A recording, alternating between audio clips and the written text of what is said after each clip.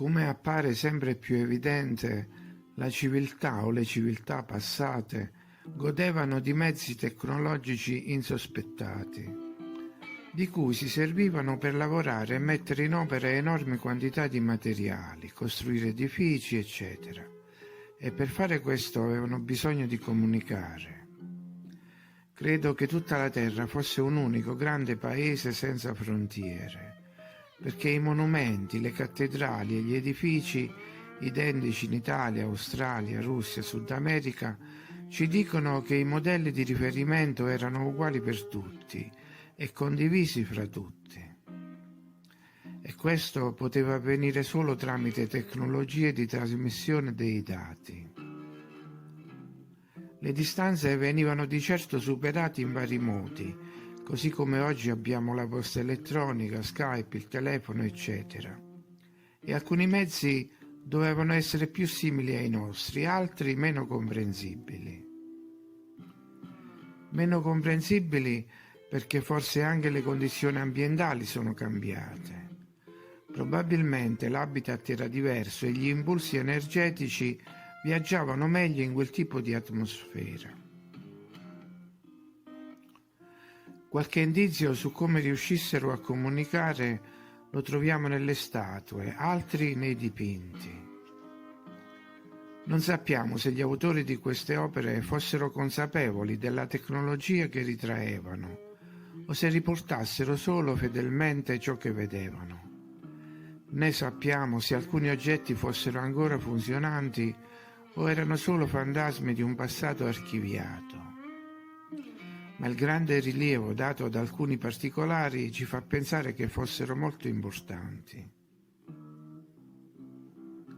Non dimentichiamo che già l'Arca dell'Alleanza può essere vista per i dettagli della costruzione e per la cautela con cui doveva essere trasportata come uno strumento di comunicazione diretta con il Signore. Ma ora esaminiamo qualche dipinto. Ad alcuni ho già accennato in un precedente video dal titolo Vecchie tecnologie e modi di dire, dove ho citato lo specchio parlante di Biancaneve, e le fiabe hanno quasi sempre una base di verità. Il primo dipinto interessante è quello di Petrus Christus, orafo o Sant'Eligio nella sua bottega del 1449. Sul banco compare un oggetto, forse un monitor, con una veduta della strada. Altri visitatori o clienti in attesa di entrare? L'oggetto suggerisce quasi una moderna telecamera di sorveglianza. Non si tratta di un quadro, l'immagine è spostata sul bordo e non si tratta di uno specchio perché la superficie è convessa e non riflette un'immagine nella stanza. Poi c'è Quentin Metzys, il cambiavalute e sua moglie, del 1514. Circuito di sicurezza anche qui o il controllo interno di un impiegato in un laboratorio. Sullo sfondo delle biglie che sembrano contenere del liquido, simile a quello delle batterie ricaricabili.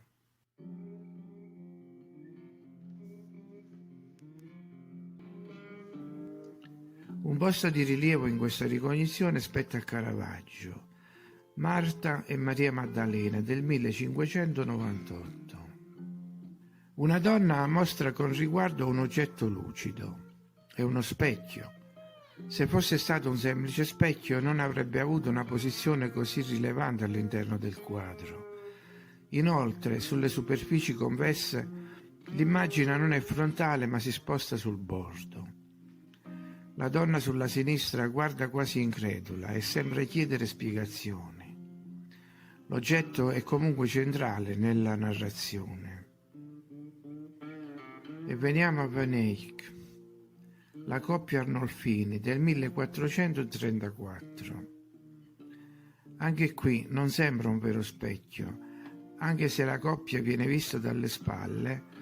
La superficie è convessa fino a includere la finestra che è arcuata. Sembra l'occhio di uno spioncino di una telecamera. ma soprattutto sono interessanti i tasselli laterali che circondano l'immagine principale. Sembrano visioni da altri canali a cui si può accedere con dei pulsanti più piccoli, anch'essi disposti in circolo. Giovanni Bellini, Allegorie del 1490. La donna chiaramente indica una figura all'interno dell'oggetto, una figura che non è nella stanza. Per concludere, questa boccia di vetro sembra mostrare un paesaggio lontano. Sembra proprio la classica palla di vetro, quella che consentiva ai maghi di vedere cosa succedeva altrove. Sono forse questi gli oggetti che hanno dato vita alla tradizione delle palle di vetro con la neve?